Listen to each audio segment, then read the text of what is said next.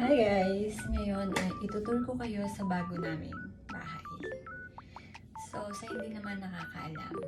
hindi nakakaalam ay lumipat kami ng bagong apartment.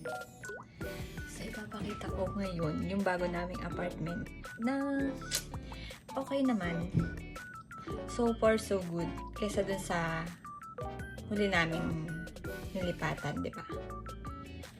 So, I'll show you around. Wala yung bago sa apartment namin, di ba? Pagpasok namin, meron na kaming lagayan ng mga sapatos. So, ayan. Diba? Dami yung lagayan na kami ng sapatos. And then, pagpasok mo, ayan, bungad na agad ang washing machine. And then, silip ka lang dyan. Mirror. And then, pagpasok mo ngayon, ito ngayon, ang bagong-bago. Bago to sa paningin namin. Kasi, may bidet na kami! Woo! My God! 2 years din wala eh. Then, syempre, ang kadikit ng CR. Ang shower. Yan. May shower lang. Same pa rin naman. Disregard nyo lang yung mga gamit namin dyan. May pahalaman, ayan o. And then, siyempre may ilaw yan. Diba? Aantokin ka sa ilaw. Yan.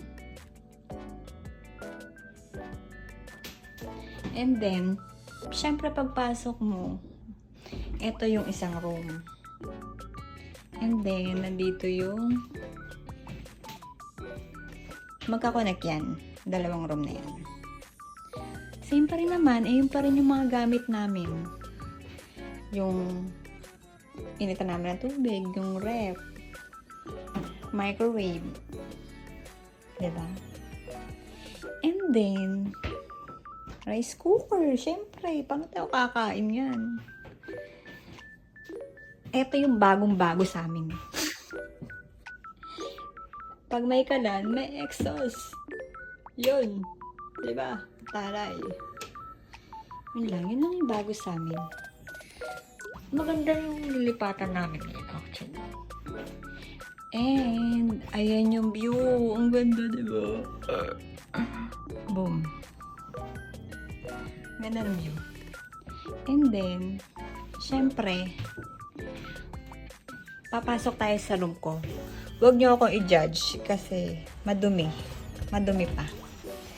And, yun lang. Huwag nyo nang tingnan yung sinampay ko. May aircon. Ito yung sinasabi ko sa inyo, magka-connect. Yung other room. And then, lagayin ko ng gamit. Siyempre, burara ako, charis. Yun lang yung gamit ko. Sobrang konti lang yung gamit ko. And, ang masasabi ko, ang the best talaga sa apartment namin is itong part na to. Kasi, tinan mo naman, di ba? Pagising mo, maliwalas. Yun lang naman. Guys, yun na nga yung room namin. Yun lang mapapakita ko sa inyo. And then, ang ayoko lang dito talaga, yung pagkakaimono namin. I mean, yung pagpupunta sa supermarket. Ang pangit ng daan. Kapag yun. Mangangayayat ata ako lalo dito. Kasi yung daan niya, pag ano no, madali pagpababa. Kasi since na nakabay kami, mabilis talaga. As in 5 minutes, parang nandun ka na sa baba. Kaso yung paakyat, syempre may bit-bit ka na. Ang hirap kaya yung akay-akay mo ganun yung bike mo. As in, nakakapagod. Tapos, summer pa, diba? Sobrang init. Thanks sa aircon. Yun lang.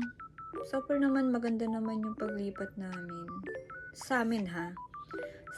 Kasi, syempre, hindi naman ganun kagandahan yung apartment na inalisan namin. Tapos, yung pinuntahan namin, maganda naman. Maganda, malawak. Yun nga, sobrang tahimik, grabe. Para kaming nilagay sa bundok. As As in, maririnig mo ng kuliglig, and then uwak, ano pa. Super, yung paglipat namin dito, ang sarap ng tulog ko, grabe. Hindi ako nagigising sa kalagitnaan. As in, hindi napuputo yung tulog ko. Sobrang sarap. Sarap matulog. Yun lang naman. Ano pa ba?